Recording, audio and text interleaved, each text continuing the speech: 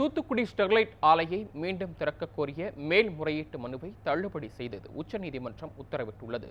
Thoothukudi Sterlite ஆலையை மீண்டும் திறக்க கோரிய மேல்முறையீட்டு மனு உச்சநீதிமன்றத்தில் விசாரணைக்கு வந்தபோது ஆலையிலிருந்து வாயு கசிவால் காற்று மாசு ஏற்பட்டது என்பதற்கு எந்த ஒரு ஆதார ஆவணமும் இல்லை என ஸ்டெர்லைட் ஆலை தரப்பில் வாதிடப்பட்டது.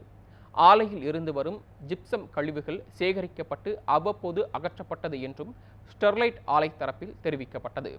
அரசியல் காரணங்களுக்காக ஸ்டெர்லைட் ஆலை மூடப்பட்டுள்ளதாகவும் ஆலையை இயக்க அனுமதி அளிக்க வேண்டும் எனவும் வாதிடப்பட்டது.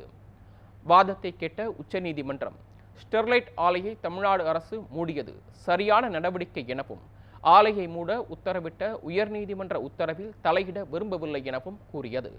ஸ்டெர்லைட் ஆலை வழக்கை சென்னை உயர்நீதிமன்றம் விசாரித்ததில் எந்தவிதமான வரம்பு மீறலும் இல்லை என தெரிவித்த உச்சநீதிமன்றம் மேல்முறையீட்டு மனுவை தள்ளுபடி செய்தது.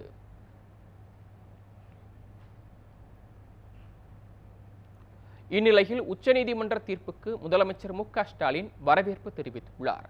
இதுகுறித்து எக்ஸ் தளத்தில் பதிவிட்டுள்ள அவர், ஸ்டெர்லைட் ஆலைக்கு எதிராக தமிழ்நாடு அரசு முன்வைத்த வலுவான வாதங்களால் ஆலையை மூடியது சரியே என்று உச்சநீதிமன்றம் வரலாற்று சிறப்புமிக்க தீர்ப்பை வழங்கியுள்ளதாக குறிப்பிட்டுள்ளார்.